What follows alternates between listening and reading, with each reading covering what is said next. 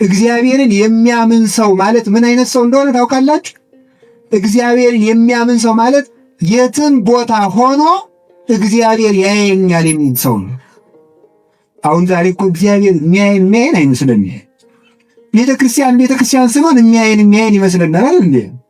ሰው ጭፈራ ቤት ሲገባ፣ ሰው መሸታ ቤት ሲገባ፣ ሰው ዶርም ውስጥ ሲሆን፣ ሰው ቤቱ ውስጥ ሲተኛ መስኮቱን ዘግቶ አልጋውን ዘግቶ መጋረጃ ጋርዶ ሲተኛ ግን እግዚአብሔር የሚያየው ይመስላል? አንዳንዱ ሰው ሲበላ ግን እግዚአብሔር የሚያየው ይመስላችኋል? አይመስልም እኮ። ከተራራ ተፈንቅሎ የመጣ ድንጋይ አሳክሎ ሲጎርስ እግዚአብሔር የሚያየው አይመስልም። አንዳንዱ ሰው ሲሳደብ እግዚአብሔር የሚያየው አይመስልም። ሲሰርቅ እግዚአብሔር የሚያየው አይመስልም። እግዚአብሔር ደግሞ የትም ቦታ ያያል። እግዚአብሔር ዲያቆኑ ቅዳሴ ላይ ምንድን ነው የሚለው? ማንም ከዚህ መካከል በክፋት እንዳይኖር ተጠንቀቁ እግዚአብሔር ያያልና ነው የሚለው። ማንም በዚህ ቤተ ክርስቲያን ውስጥ በክፋት እንዳይኖር ተጠንቀቁ እግዚአብሔር ያያል። ቤተ ክርስቲያን ትክክል ነው፣ ግን ታክሲ ውስጥ እግዚአብሔር ያያል ትላላችሁ? መኪና ውስጥ እግዚአብሔር ያያል ትላላችሁ? ስራ ቦታ ቢሮ ውስጥ ስትሆኑ እግዚአብሔር ያያል ትላላችሁ? ነጋዴዎች ሱቅ ውስጥ እግዚአብሔር የሚያያቸው ይመስላሉ? አይመስሉም። እግዚአብሔር ቤተ ክርስቲያን ስንመጣ እግዚአብሔር የሚያየን መስሎን አቤቱ ጌታዬ ማረኝ፣ አቤቱ ጊዜ የሆነ ሰው እንኳን አጠገባችን ክፉ ነገር ቢናገር ምን ለምንለው? አንተ እግዚአብሔርን አትፈራም እንዴ? ቤተ ክርስቲያን እኮ ነው ያለው፣ ዝም በል እንበል።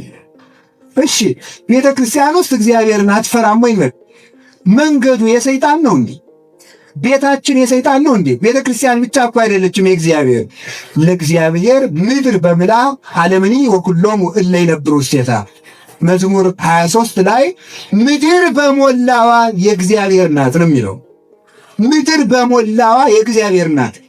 ቤት ውስጥ እግዚአብሔር አለ። ለዚህ ነው አረጋዊ መንፈሳዊ የሚባል የቤተ ክርስቲያን አባት ምን ይላል? ብቻዬን ነኝ ብለህ ቤትህ ውስጥ ራቁትህን አትተኛ፣ ሰው ባያይህ እግዚአብሔር ያይሃልና። ሰው ባያይህ እግዚአብሔር ያይሃል። ጠባቂ መልአክህ ያይሃል። ሰዎችን ማታለል ብትችል እግዚአብሔርን አታታልለው። አለቃህን ብታታልለው እግዚአብሔርን አታታልልም።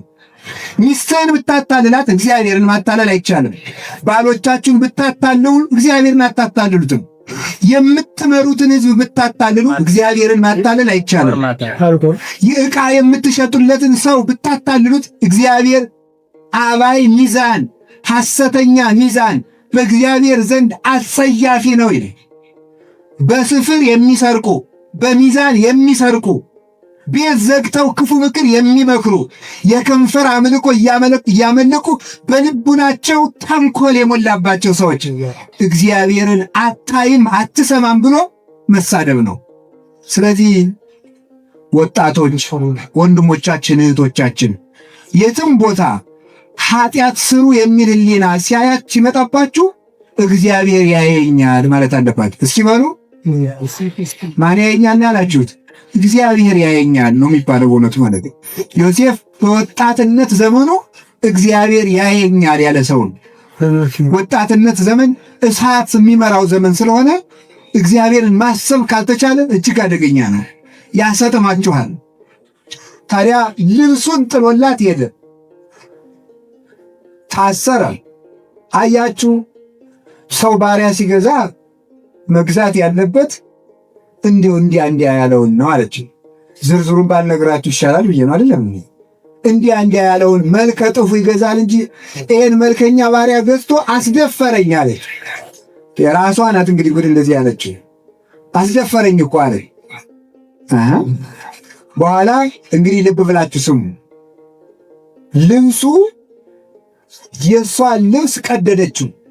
ይሄ ደፋር ባሪያ እኔን እደፍራለሁ ሲለው ልብሴን ቀዶት፣ የእሱን ልብስ ደግሞ ስታገል ቀድጀው አለ። የእሱ ልብስ የተቀደደ በኋላው እንግዲህ እግዚአብሔር ያሳያችሁ ማለት ነው። በኋላው ከዚያ ምን አሉ ፈራጆቹ? እንዲህ አሉ፣ አይ መቼም የንግሥት ፍርድ አይጣስም እንጂ ነገሩ ሲያንቺ ነው የሚመስል። ምክንያቱም እሱ አንቺን አስገድዶ ቢሆን የእሱ ልብስ በፊቱ በኩል ነበር የሚቀደደው። ስለዚህ ሩጦ ሲወጣ ነው ነገሩ የቀደድሽበት። ግን ምን ይደረጋል? ተሹመሻል ጊዜ ሰጥቶሻል ብለው አሰሩላት። ደስ ይበላት ተብሎ ማለት ነው። ዛሬ እኮ የሆነ ባለስልጣን እንዳይከፋው ተብሎ ያላበሳቸው መከራቸውን የሚያዩ ሰዎች አሉ። እነገሌን ደስ እንዲላቸው ተብሎ የሚታሰር ሰው አለ። እነገሌን ደስ እንዲለው ተብሎ የሚገደልም አይጠፋም። ይሆናል ነው። አላየውም ግን ሳይኖር አይቀርም። እነገሌን እንዳይከፋቸው፣ ከሚከፋቸው ይሙት፣ 3 ሰው ይሙት አይደል? እግዚአብሔር ይወዳችሁ። እግዚአብሔር ማንንም ለማዳን ማንንም አይገልም። ፖለቲካ ግን ቢሆን ምን ይባላል?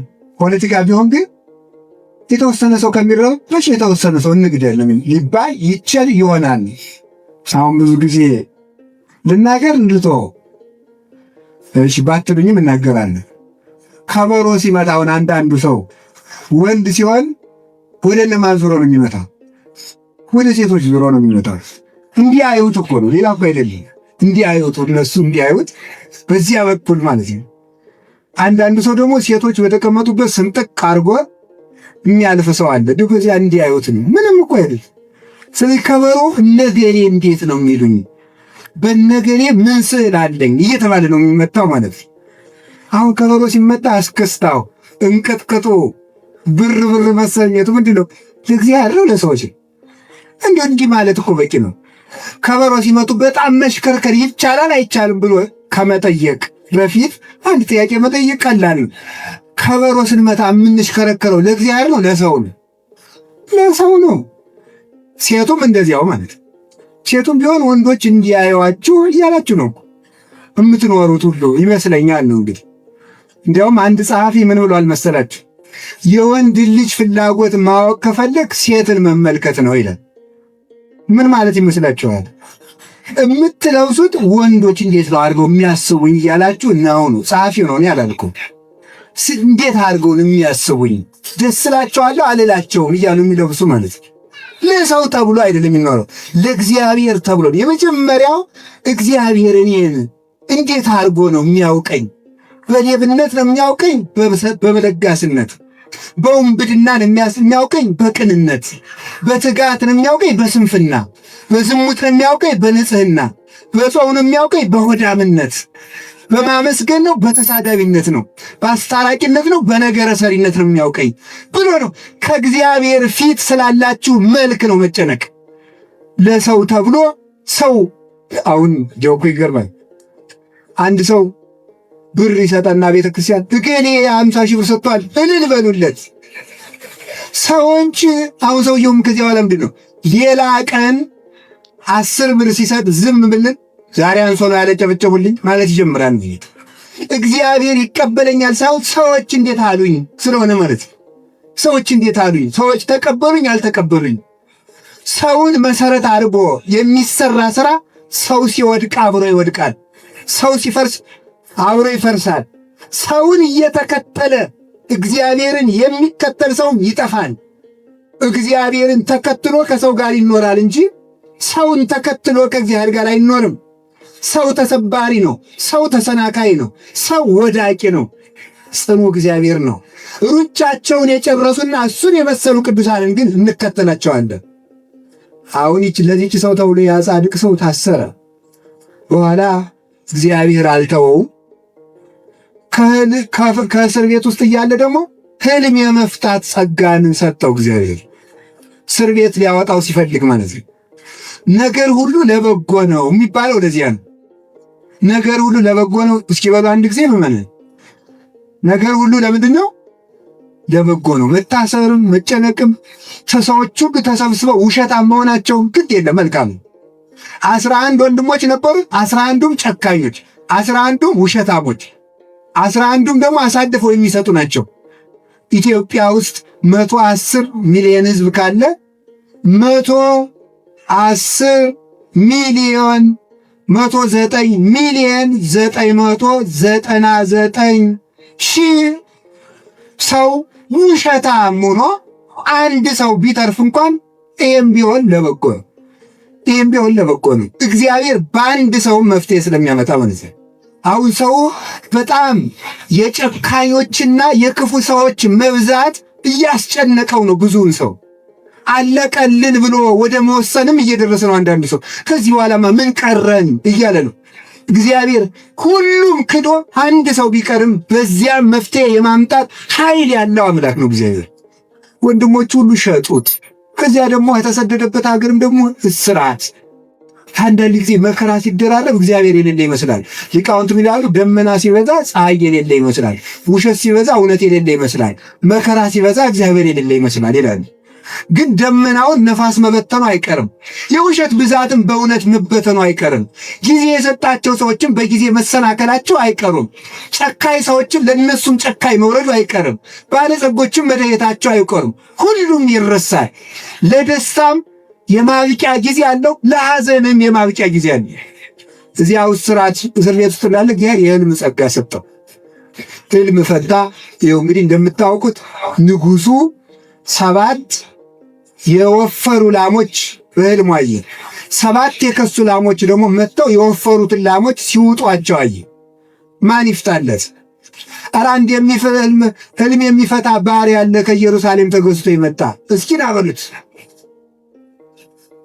አንተ ሕልሜን የምትተረጉምልኝ አለው። ንጉሥ ሕልም የሚተረጉም እግዚአብሔር የገለጠለት ነው አለ። መጀመሪያ ሃይማኖቱን ሰበከ። አሁን እፈታለሁ ጸጋ አለኝ አላለም።